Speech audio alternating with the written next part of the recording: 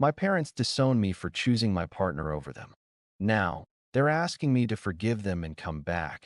But after everything they said and did, I'm not sure if I can let them back into my life, especially when they seem to think it's all my fault. Hey Reddit, I never thought I'd be posting something like this, but here I am. I'm a 28-year-old woman, and I've been dealing with some pretty messed up family drama over the last few years. I've been reluctant to talk about it because, well, family drama is just that, messy. But the way things have unfolded recently, I feel like I need to get this off my chest and hear some outside perspectives. So, here's the deal. About 2 years ago, I fell in love with someone. His name is Aaron, and to be honest, we've had our ups and downs, but he's always been good to me. The problem? My family hates him. I mean, absolutely despises him. To this day, I don't fully understand why, but it started with small jabs that escalated quickly into full-blown insults. Now, I've always been the kind of person who values family. I'm close to my parents and my older brother, Greg. They've been my support system for as long as I can remember. So when Aaron came into the picture, I honestly thought it'd be no big deal. I assumed they'd warm up to him, like they had with past boyfriends. But no, it was like a switch flipped. At first, it was little things. My mom would make comments like, "Oh, Aaron's a bit too rough around the edges for me." Or, "I don't know if I trust him around you." But it wasn't just that. My dad started making snide remarks, too. Stuff like, "I hope you don't let him take advantage of you." It hurt, but I chalked it up to normal parental concern. Parents want the best for their kids, right? I figured they'd come around. But then, things took a turn. A few months in, my parents started refusing to invite Aaron to family gatherings. They'd say things like, "He's just not our type of person," or "He doesn't fit in with our family." I tried to brush it off, but with each passing week, it became clear they weren't even trying to hide how much they disliked him. My mom started calling him names behind his back, and my dad would make passive-aggressive remarks whenever his name came up. It was one thing when they didn't want to hang out with him. I could deal with that. But what really broke me was when they flat out told me that I had to choose between them and Aaron. They said it was unhealthy for me to be with someone they didn't approve of. My mom cried and said she just wanted me to have a good life. My dad started lecturing me about respecting the family and how my relationship with Aaron was tearing us apart. That was the moment everything changed. I told them I loved Aaron and that no matter what, I wasn't going to choose between him and them. I knew it was a risk, but I honestly believed they would eventually get over it. I figured, hey, they might be upset for a while, but we'd work through it. It was my life, right? I was an adult, and I was capable of making my own decisions. But no, they were furious. And I mean, furious. My mom started calling me selfish, and my dad told me I was making a huge mistake. My brother, Greg, who I thought I could rely on, sided with them. He told me I was being unreasonable, that Aaron was bad news, and that I should stop being so stubborn. For months, things were strained. I tried to make peace, tried to show them I could balance my relationship with them, but it was never good enough. Every time Aaron and I showed up at family events, there was tension, and eventually, it got to the point where my parents told me I was no longer welcome in their house unless I broke up with him. They made it clear that if I chose Aaron, they would cut me off completely. I didn't know what to do. I really didn't. To make a long story short, I chose Aaron. We moved in together, and for a while, I thought that was the end of the story. I loved Aaron, and I honestly believed that if my parents really loved me, they'd eventually come around. But the months turned into years, and nothing changed. I missed them, but I wasn't going to let anyone dictate my happiness. Then, about 6 months ago, I got a message from my mom. It was the first contact we'd had in ages, and I'll be honest, I was shocked to hear from her. She apologized for how things went down. She said she was sorry for pushing me away and that she didn't realize how much damage they had caused. She said that they missed me, that they were ready to accept Aaron, and they wanted me back in their lives. At first, I was hesitant, but the more I thought about it, the more I realized how much I missed my family. I started considering it. Could I forgive them? Could I let them back in after everything that happened? But then I got a second message from my dad. And this is where things get complicated. In his message, he didn't apologize. He didn't acknowledge how hurtful they had been. Instead, he blamed me for the whole situation. He said that it was my fault, things got so out of hand, and that I was being dramatic for holding a grudge. He told me that they were willing to accept Aaron, but it was clear that it was me who needed to fix everything.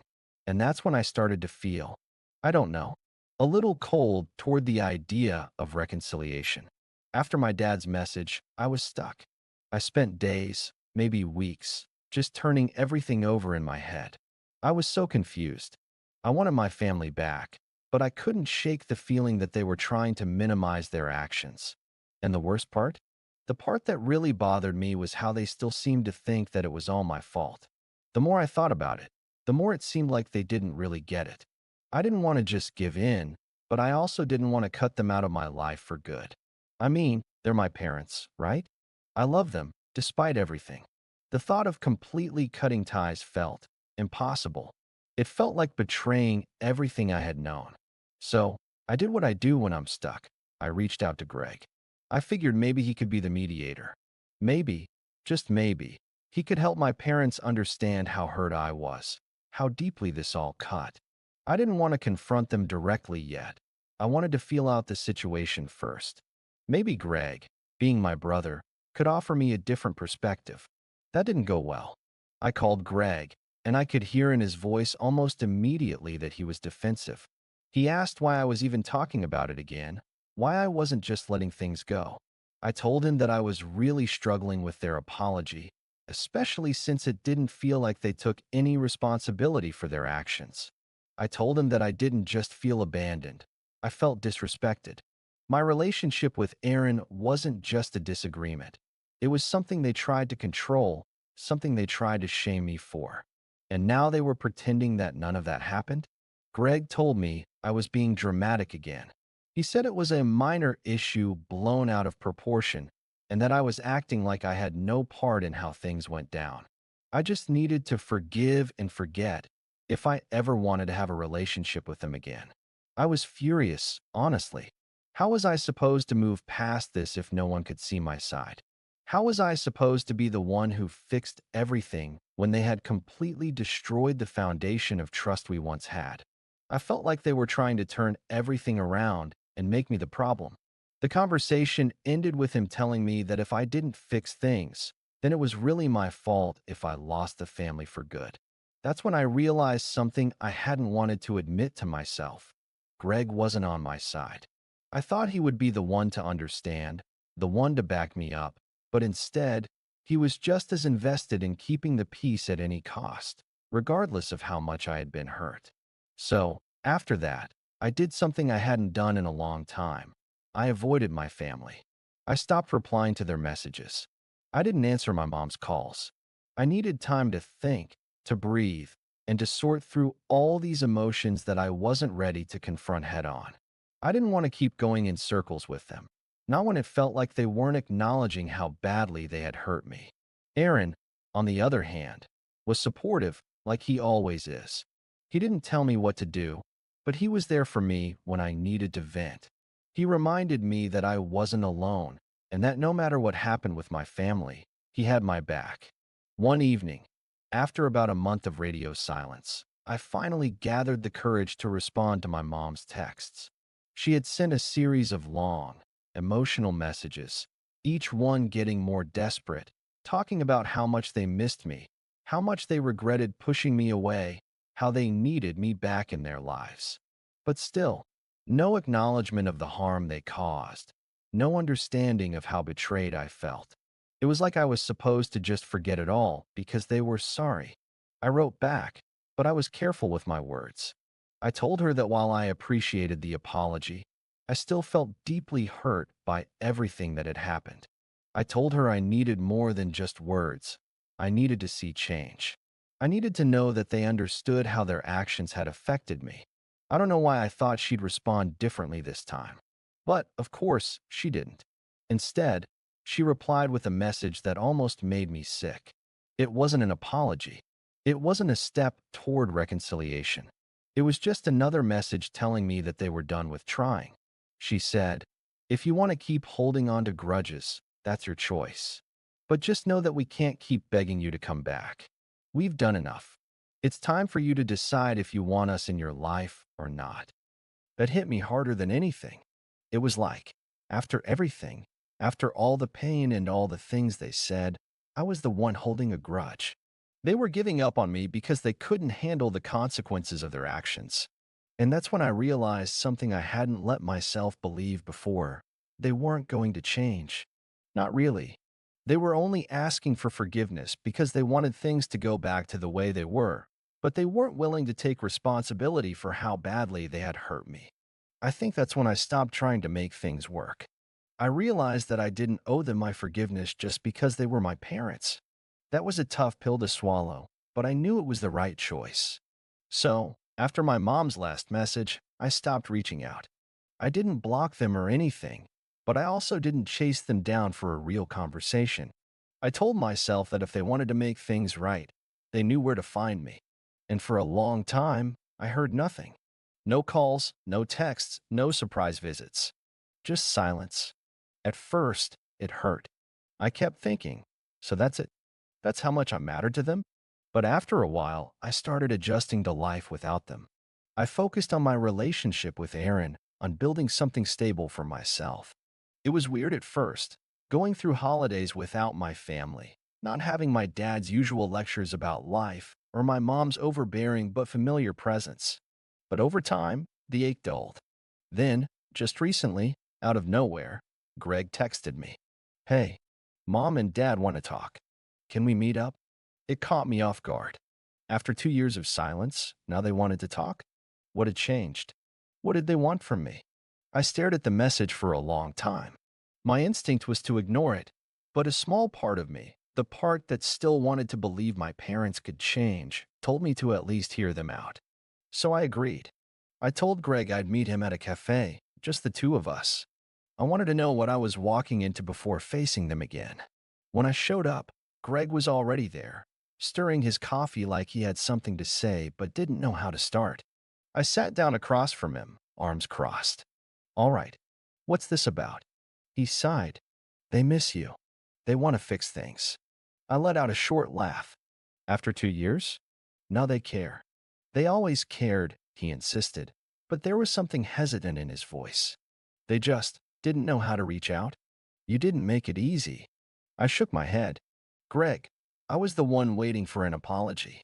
I told them exactly what hurt me, and their response was basically, 'Get over it.' How was that my fault?" He didn't have an answer to that. Instead, he leaned back, rubbing his face. "Look, I'm not saying they handled things right. I'm just saying they want you back in their lives. But they're not going to beg. If you want things to get better, you have to meet them halfway." That phrase, "meet them halfway," made something snap inside me. "Halfway," I repeated, my voice tight. "You mean halfway between them disowning me and me trying to keep my dignity?" Because from where I'm sitting, I didn't walk away. They did.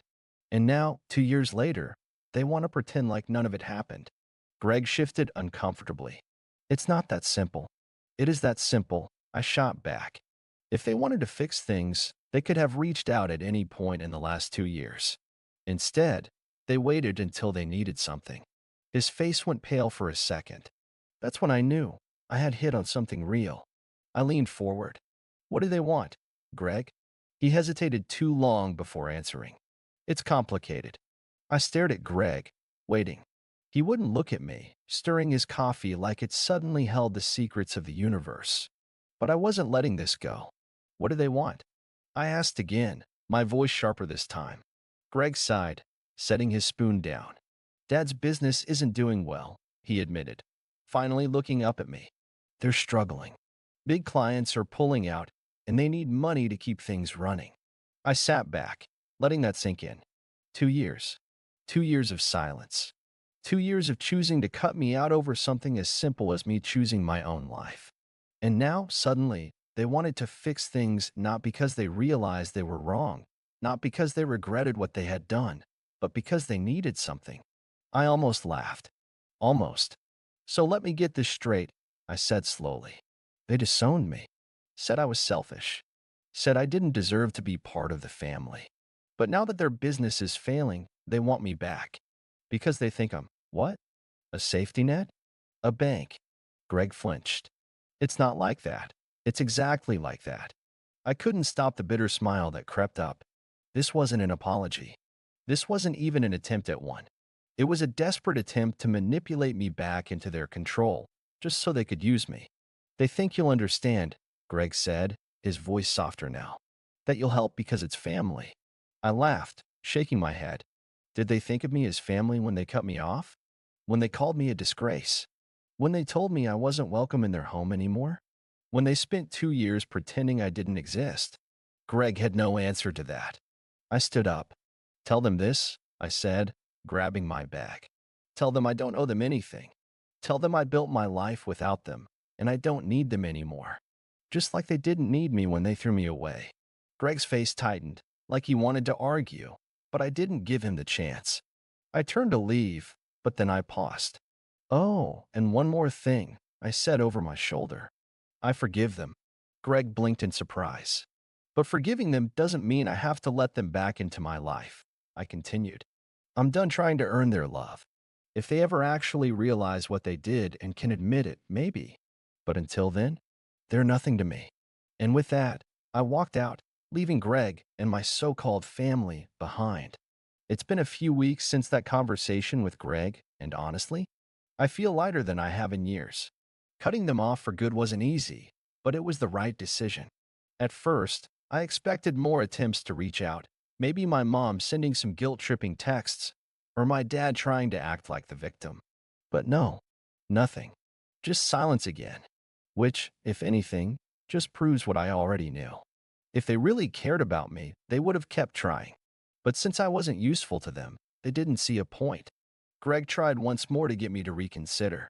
He sent me a long message saying that I was being too harsh and that I was acting out of spite. But I don't think standing up for myself is spiteful. I think for the first time in my life, I finally set a boundary they couldn't push. And instead of apologizing, they just backed away. As for Aaron, he's been amazing through all of this. He told me how proud he is of me for standing my ground. He never once tried to influence my decision, but he made sure I knew that no matter what, he was in my corner. I know now that I made the right choice choosing him over their toxic control. So, Reddit, what do you think?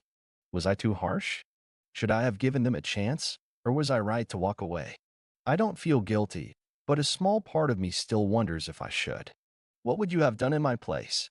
If you enjoyed this story, don't forget to like, comment, and subscribe for more. What do you think? Were they right to cut off their toxic family, or should they have given them another chance? Let us know your thoughts in the comments below.